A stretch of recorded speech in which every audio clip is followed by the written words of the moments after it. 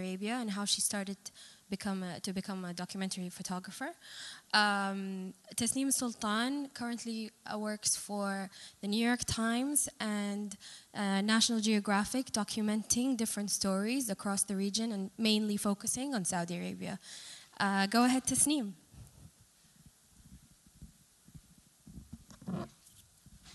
Hi, everyone. Thank you for even coming and wanting to join. It's a pleasure to be here. So, in Cuba, many, many years ago, when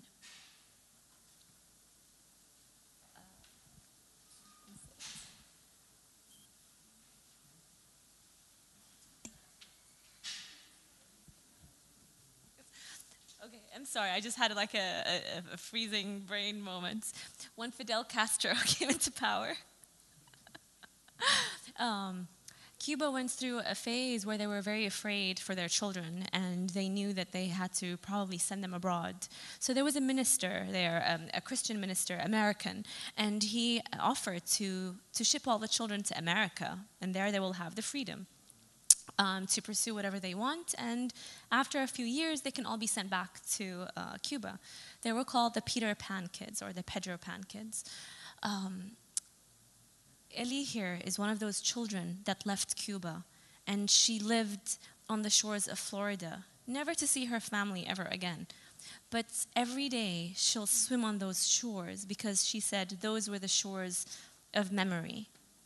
This photo was taken only a few years before she passed away, so she never actually ever went to Cuba. It was taken by a photographer called Maggie Stieber. And she's an idol of mine. And that was probably one of the pioneering images in my career that I felt like I want to be a storyteller. I don't want to be just a photographer. I need to have a story that resonates with my audience and triggers them emotionally. So once I started my career, everyone, oh, where are you from? I'm from Saudi Arabia. And, you know, the initial reaction, oh, you have Mecca, it's a religious country. And I was actually born in Tucson, Arizona. Both of my parents are Saudi, but we were raised abroad between America and England because they were both pursuing their education there. So I knew that I wanted to pursue something else and change that, conception of the idea of Saudi Arabia. Next. So after pursuing my education, I first studied English literature and social linguistics, and then I did my master's in Portland, Oregon in social anthropology. And I followed a lot of Saudi women to show their identity. I quit my teaching job after 4 years of teaching at university English, and I thought, what better way to have a career other than to be a wedding photographer? Next. And from following these weddings, I started understanding storytelling. There's a narrative, there's a beginning and an end. There's also a preparation. And from here, we can just see through a lot of the weddings that I photographed. I photographed over 200 weddings, not only in Saudi, but in 21 different countries. They're not always about Saudi families. I started going from, the Middle East, and then somehow I stumbled on Indian weddings. Next. And with Indian weddings, I loved them. They were this visual feast of color and emotion, everything that I felt like I lacked in my Middle Eastern weddings. We're just a society that is very, our affections are to ourselves. We see our weddings as something that's very intimate, and it's we don't want to share it with just random people. Whereas with India, it was just on the streets. It was everywhere. They were opening to me, and I can, you can show their silliness, but next. You can also see their tears and their sorrows, and I loved it. As a photographer, I loved that this was helping me with my storytelling. I don't even have to use a caption here. You can see it's the mother, it's the bride, there's a goodbye, and that's it. Next. And then I go back to Saudi, and they're segregated. Next.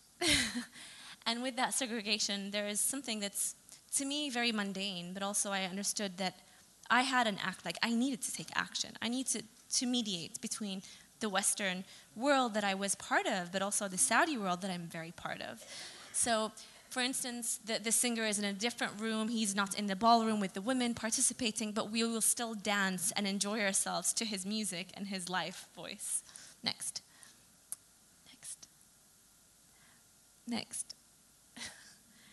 And then I started using my social media, my Instagram, to kind of give quirky captions. So in this photo, you know, the Saudi groom and Batman were never seen in the same room. And showing this kind of different nuance of Saudi society was intriguing, and a lot of Western followers started kind of commenting, saying, "Oh, we didn't know that you were funny. We didn't know that Saudi grooms are cool." So it's showing that we have similar pleasures. Next. And then from my Instagram account, I thought, okay, I wanted to grow more and not just show the wedding stories. I have a different path. Because of my own history in social linguistics and anthropology, I knew that I felt that I needed to do more. So I started photographing my everyday mundane. Everything that was silly to a Saudi person or someone who was already familiar with the culture might be very interesting to someone else. Next. And in one of those images, for instance, I would always go and I used my wedding photography instincts to also give me this insider's point of view to just the regular society. So this beach in the shores of Jubail Industrial City where my parents live, every time I would go there, we would walk for 5-10 minutes and we'd see this. And my father's always, you know, he has this kind of pride of, look, this is part of the society that you don't see. You always fly to the beaches of Santorini and to, you know, I don't know, Seychelles, and we have beaches here. And I'm like, but can we swim here? No, but that's not the point. So I asked this girl, you know, she saw me photographing, and she said, what are you doing? And I said, well, I'm photographing, I'm documenting a moment. And she said, I want you to document that my brother can swim here, but I can't. And as a 7-year-old, I really loved that she was someone who was feisty. And I felt like, okay, this caption must be said. And it tells you more than just a beautiful photo. Next.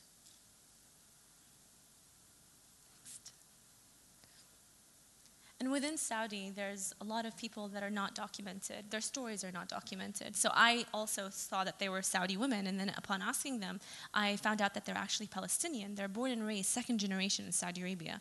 And they have this first-hand instinct to be, you know, one of us. They want to be Saudi nationals.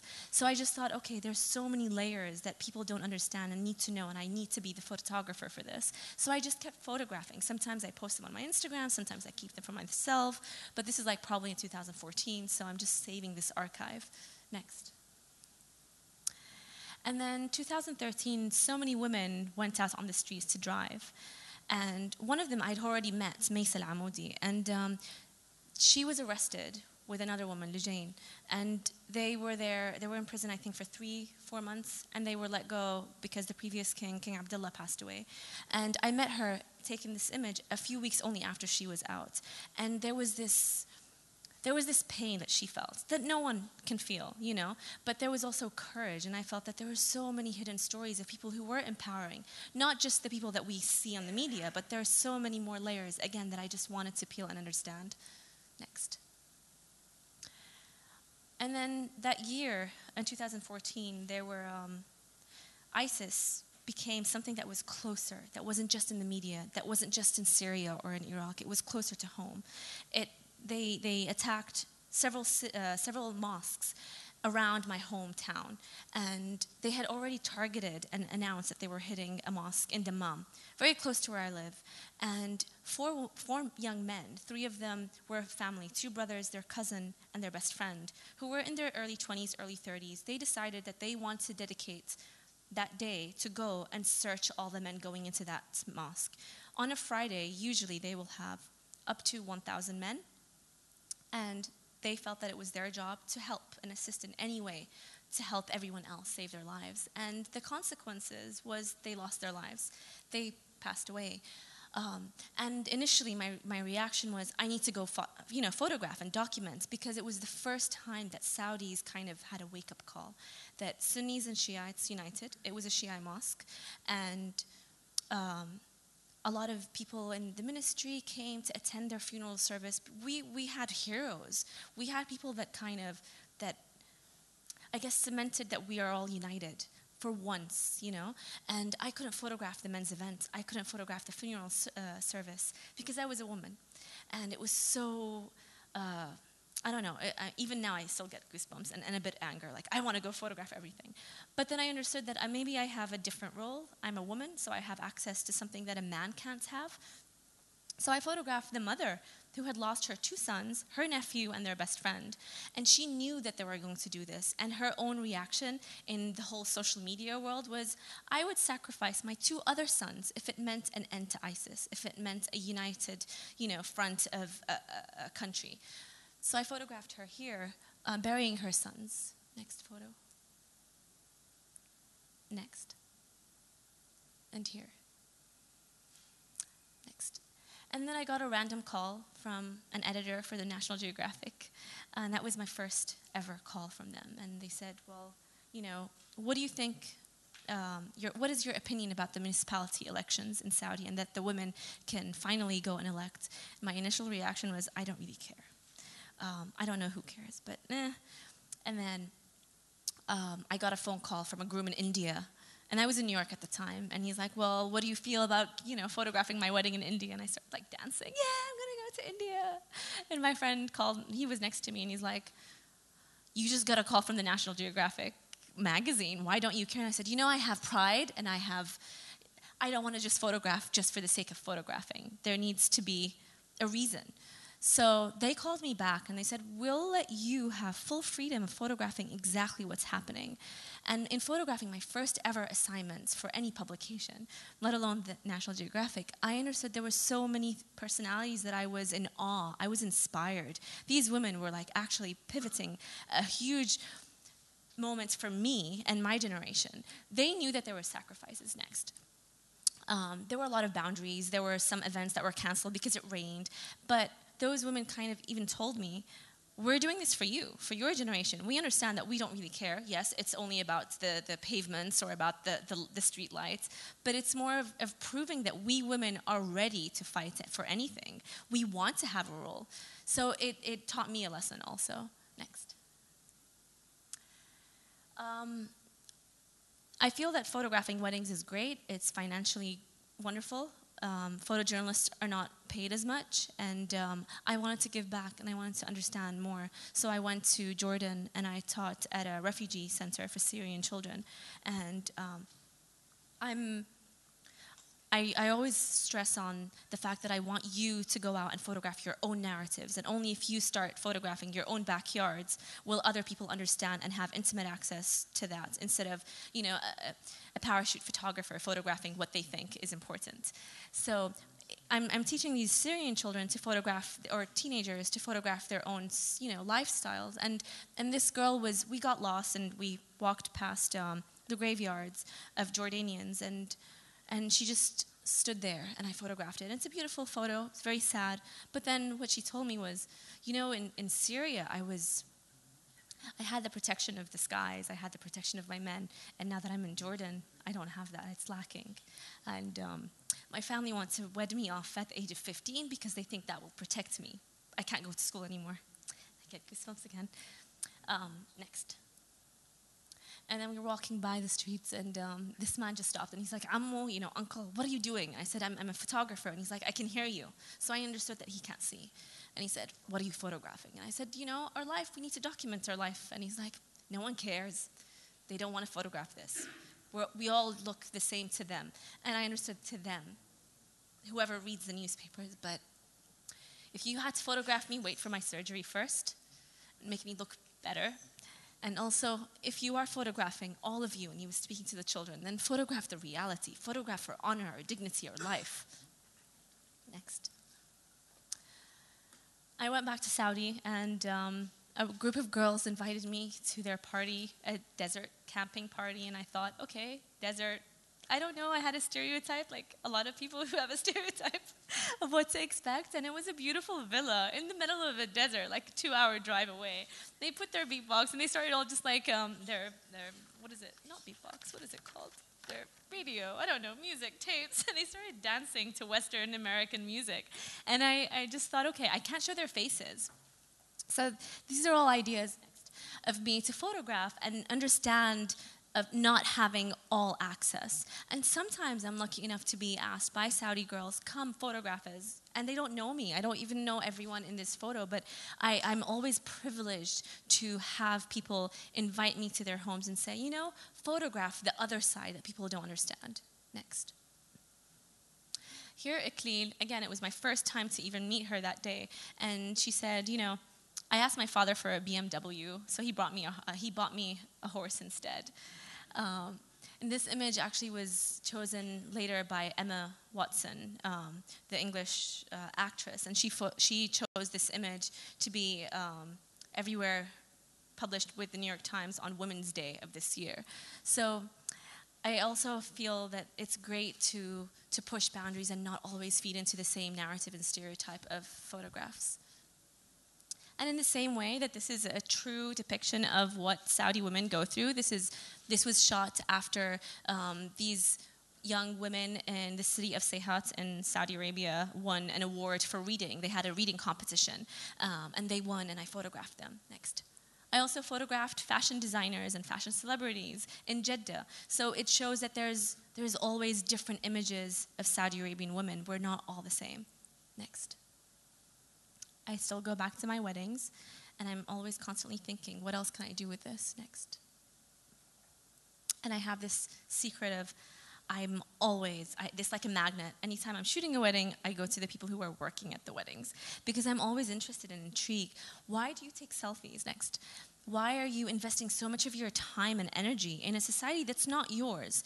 And you've left your home country to of course, to make a living, but you're also giving part of your life and your time and dedication. Yet, next, we still fear them. We still have this othering. We don't trust them. They might steal our things. And it's truly hurtful for both. We're feeling pain because we have someone who's in our house as a stranger, and they're also feeling pain that we're not giving them full access. So I'm always intrigued in following it, just for myself. Next. Next. And I sometimes ask them their stories, sometimes I don't, but it's in the back of my mind. Next. A lot of foreigners come to the country and they invest so much of their time, and we owe them so much. Next. Next. And I also understood that sometimes an image doesn't have to it doesn't have to show a face. Next. When it does, then there has to be a reason for it. There's a moment. I want to trigger your emotions and make you start asking questions. Next. Next. Next. So for instance, Suti here from Indonesia has been in Saudi Arabia for 16 years. She works for the same family. And whenever I ask her, she lives in a very small room. When I ask her next, so what do you feel when you're in Saudi? And she's like, you all treat me as the servant here, but it's funny because my $200 a month has paid for me to buy a big piece of land in Indonesia where my family now have a mini store. We have crops, we have a whole farm. So in reality, I'm actually much more wealthier than your family. So, next. Next. Yeah. Next.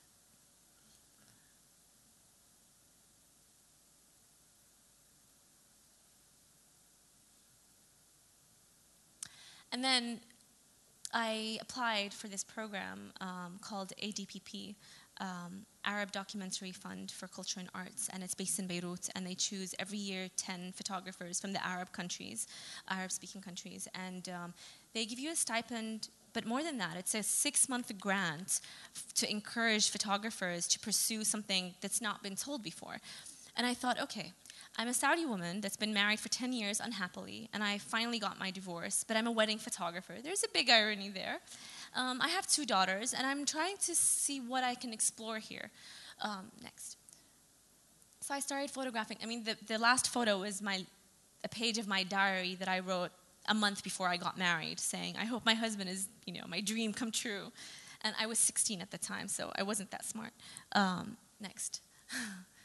Now my daughters are 13 and 11, and I photograph them, and I ask them, next,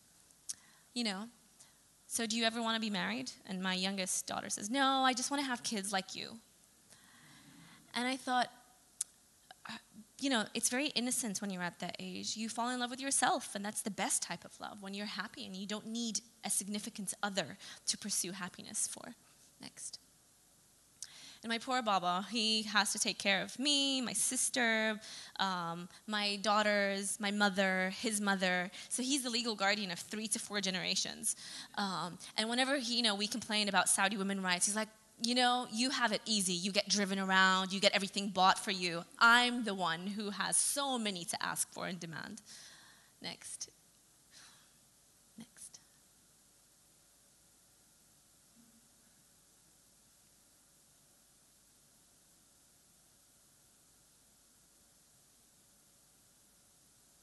So my daughter was my first victim. She was the first person I photographed thoroughly for my first project, which is called Saudi Tales of Love.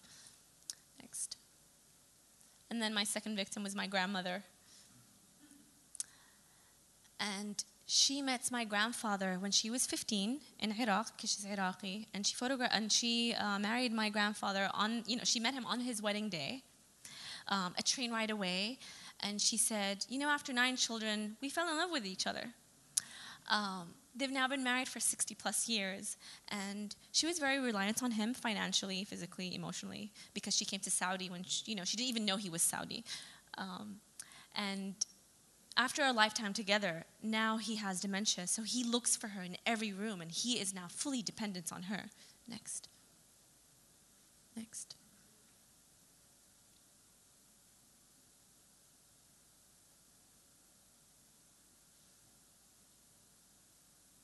And then my second victim, Raneen, or third victim, Raneen Bukhari, she's a friend of mine, and I knew at that point that she was already married for the second time. And my initial reaction with everyone else is no one wanted to be photographed, because to photograph women that are divorced, that was my initial project, is, there's a stigma to divorce. No one wants to show their failure in life. So why, in such a very important role in our life, especially as Saudi women, we really look forward to getting married. That's the day that we can just splurge and go out and party and do everything that we want. So Raneen, perhaps because she was already married to the second husband and she was happily married, that I felt like, okay, please let me in, and she allowed me in. Raneen is sitting here, so we can pretend that we don't know that she's there. But she let me in, so I started photographing everything in her life at that point. Next. She's also a curator, an independent curator in Khabar, and she's had international exhibitions everywhere. Next. Next. And, I have photographs of her father helping her, and next. And in a few images, you'll see her sitting with her father, who has had a very big role in her life. And I wanted to also show that we're privileged to have fathers or brothers or husbands that have supported us in life. So it's next. Yeah, well, that's her husband. But there's a photo with her father. Next. Yes. So her father was the one who drove her, who she was driving in 2013, was filming her while she was driving. So he was supporting her. And those are the men that I feel like we need to kind of show more. I focus on social and gender issues, and sometimes I forget the men. And my father always says, what about us, the good men there? I'm like, but no one will make a difference if we're always showing the highlights and the amazing men. We need to show the bad men to make a difference. So thank you for so many men like Raneen's father. Next.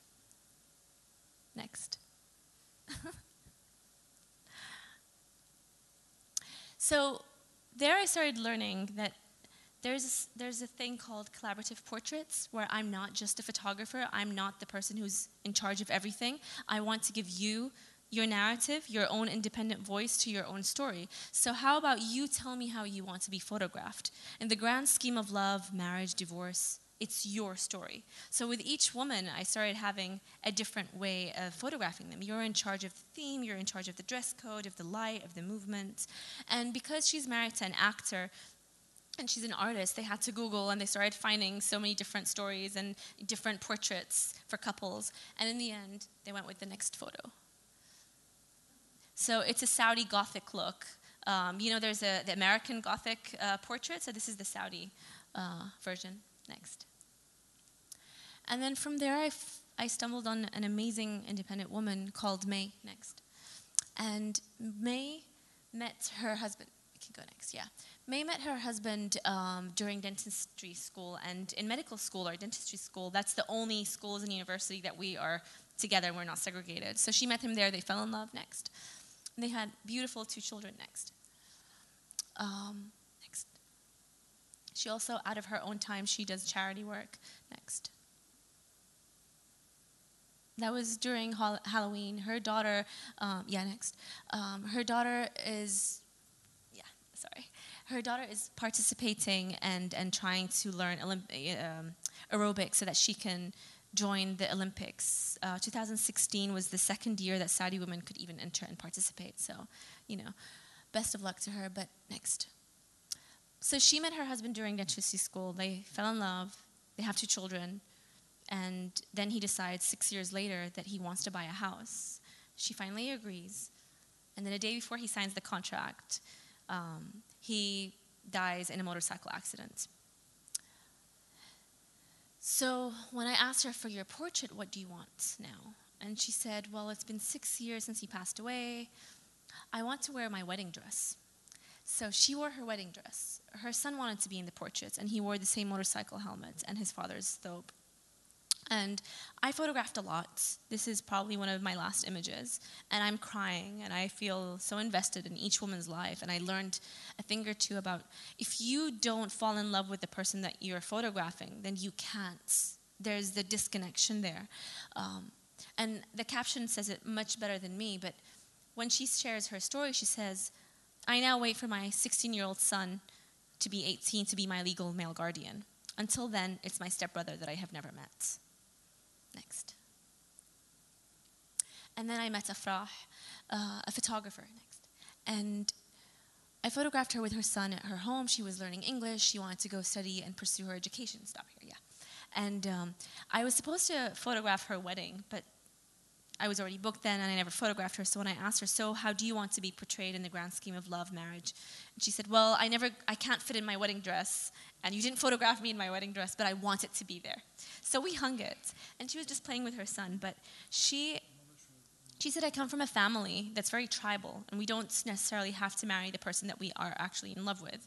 And I expected my parents to not support my marriage to a Yemeni man, a non-Saudi.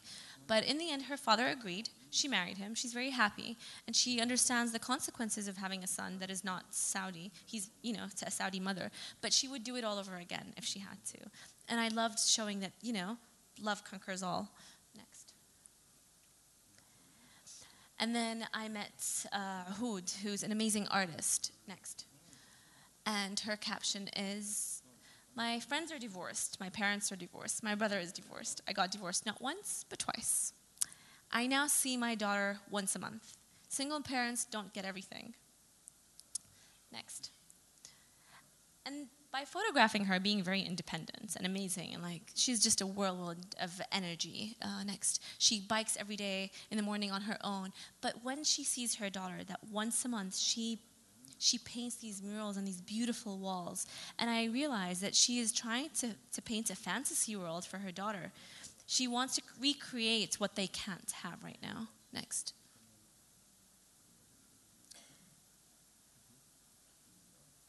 Next.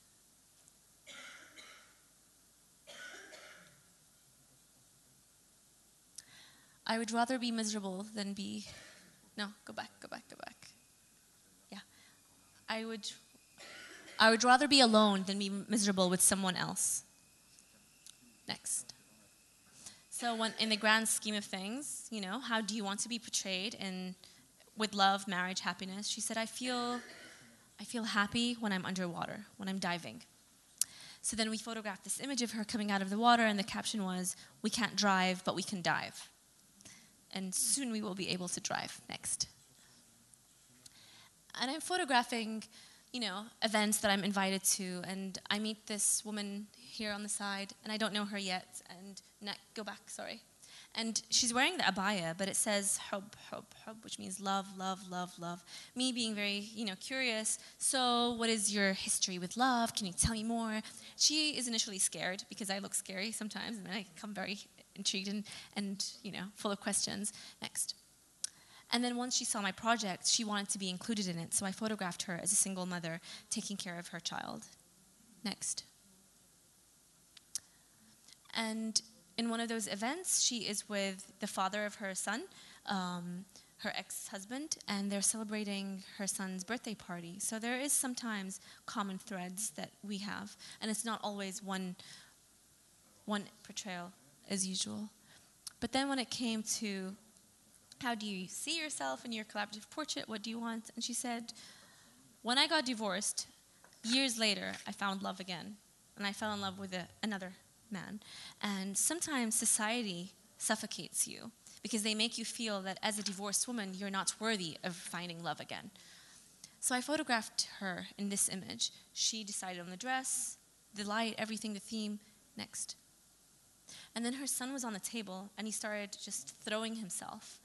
And as a wedding photographer, I know how to play around with light, and I just put the light behind them, and I'm like, you're Peter Pan, start flying.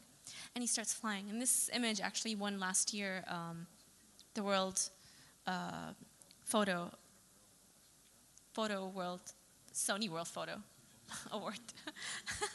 Anyway, and it was published in Time magazine. So sometimes images that you don't know, they just happen. They're treasures and they're beautiful gifts.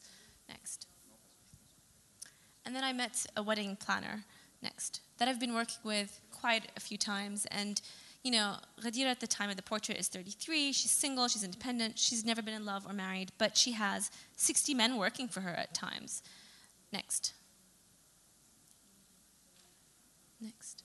And then her caption is, when people ask me, why are you not married? Why have you not found a man? She replies, I'm married to my job and I'm happy. So I'm still working on Saudi Tales of Love. I have finished about 16 women so far, interviewing them and working with them and following them. But then I wanted to work with another project, and I had the Stern Grant last year, a German publication, and I called it the Cyber Lords of Arabia. And it's about all these amazing independent people who have built a reputation internationally, maybe, or nationally, with just using social media. Next.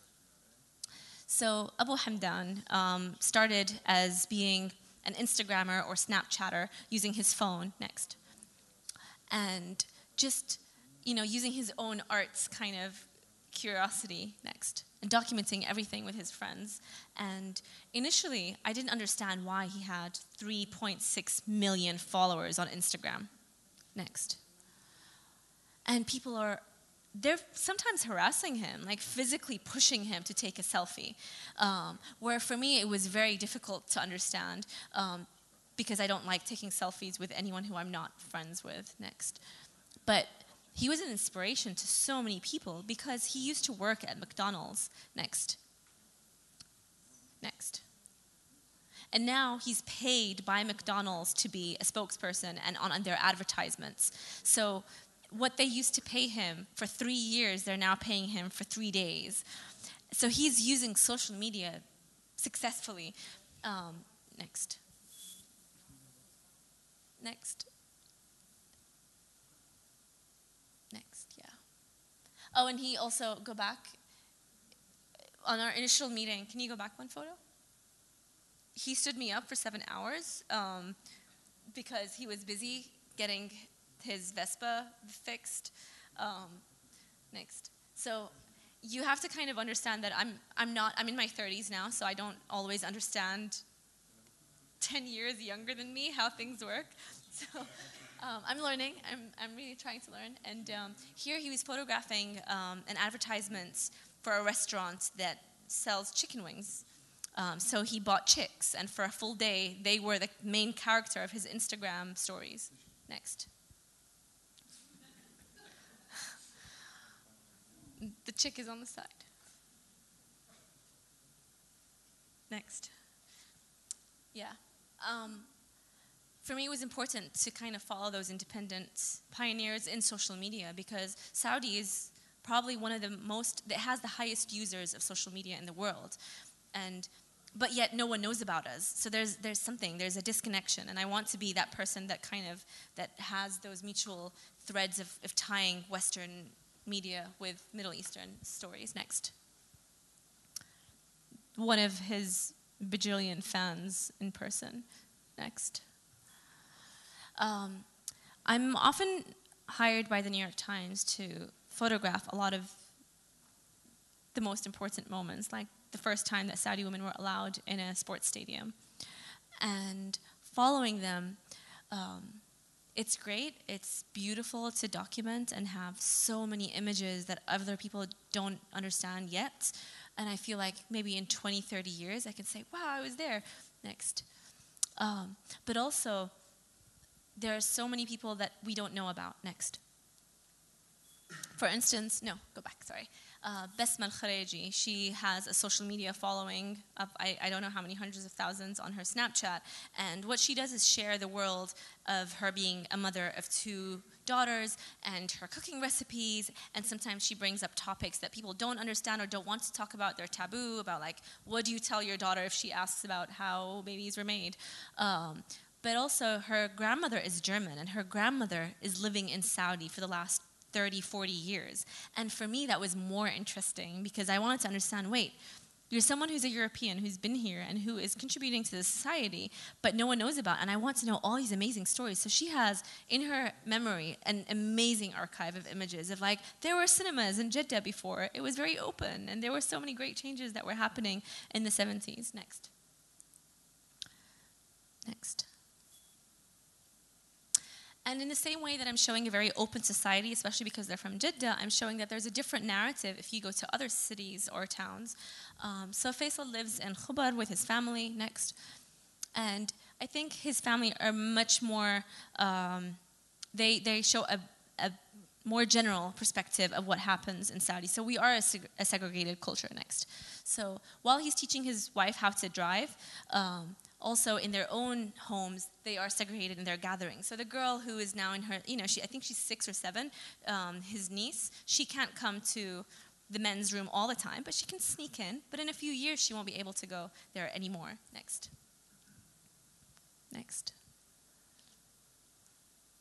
And the little boys are the opposite. They're now, toddlers, but then soon when they are 9 or maybe, 10, they'll start being segregated from the women. Next. And then while I'm following Faisal and teaching his wife how to drive, go back.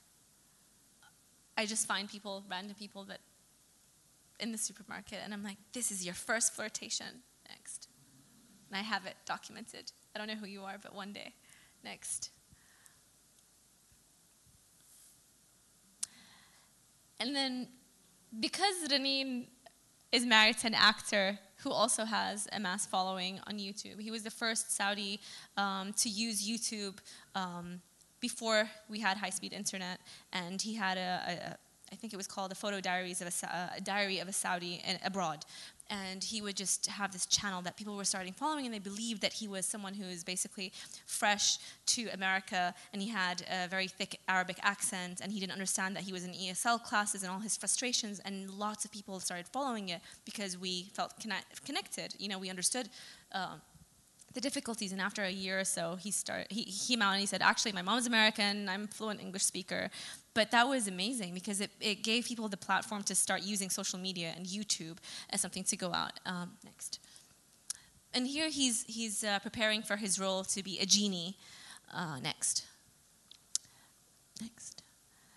And in that YouTube channel or that episode, he was asking, so what do you want? Do you want a foreign wife? Do you want, he was asking the other main actor, do you want a foreign wife? Do you want an Arabic wife? Do you want a Turkish wife? Which wife do you want? And the guy says, I don't know, I don't need a wife, I just want the child.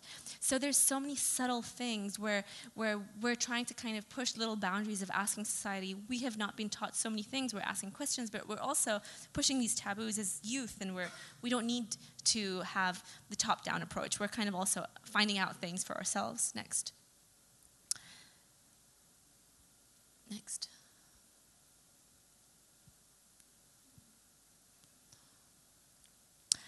I also got to photograph the first time that Saudi women were allowed to witness a football match. And it was amazing. I wasn't allowed to photograph with the photographers downstairs because, with the journalists because I'm a woman, but they didn't understand that I didn't need to photograph the players. I wanted to photograph the fans next. That I could do. So again, segregation actually sometimes works for my benefits. Next.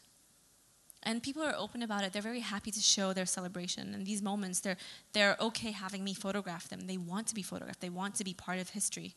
Next. I went to Kuwait. I wanted to hear more about their elections and how they're very different than ours. But at the same time, Kuwaitis are always these, if anyone knows Kuwaitis, they're very outspoken. They're very independent. They're great people. I love them. But me photographing their elections made me feel like there are so many changes in my own home country that we're somehow learning from all these neighboring countries. Next. And as a woman, I got access to enter men, where as a man, he wouldn't be able to access the women's section. Next. This is part of the entertainment story that made front pages of New York Times. So I'm very proud of that. Next. And I'm photographing, again, I will randomly stop the car that I'm in, whoever happens to be sadly driving me around. Wait, there's a moment, photograph, I'll start asking them, what's your story? And these are Syrians, they're refugees in Saudi Arabia, and they are segregated in their picnic. The woman said, don't photograph us, and the men said, no, no, photograph them, photograph us cooking for them, so that we know, and everyone knows that the men sometimes cook for the women. Next. They're not cooking for anyone. Next. And I'm photographing the men just outside the shopping malls because they're not interested. And they'll see me, and I don't look as intimidating all the time because I look small, and people, think that I'm young and I'm not experienced. So they're like, oh, you're a hobbyist? Come take photographs of us. So I use that look for my benefit also. Next. This is my last photo, and I wanted to just say, as someone who is from Saudi Arabia, I'm very privileged to have been part of this generation, to witness all the changes, and also to have social media to, at my fingertips, where I can have so many people access my world and I can access their worlds. I've met so many inspiring people. And, here it's a Saudi girl, she's sitting next to a mosque, and we're finally understanding so many and respecting how religion actually plays a large role in our lives, but appreciating it and not just feeling that there is so many strings attached, So yeah, thank you for coming, and if you have any questions, please let me know.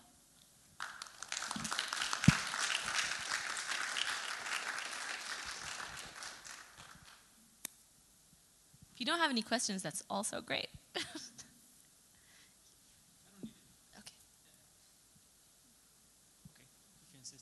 I was wondering, where do you draw the ethical line between photojournalism and how using them as models or kind of directing the action in the picture?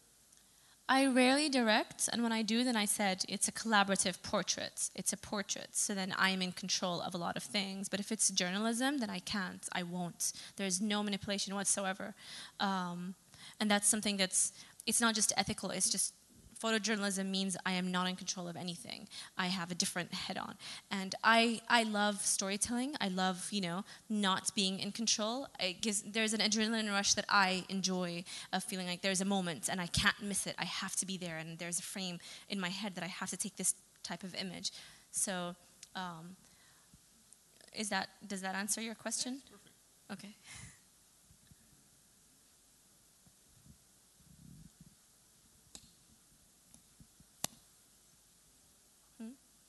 Okay, that's it. Thank you for coming.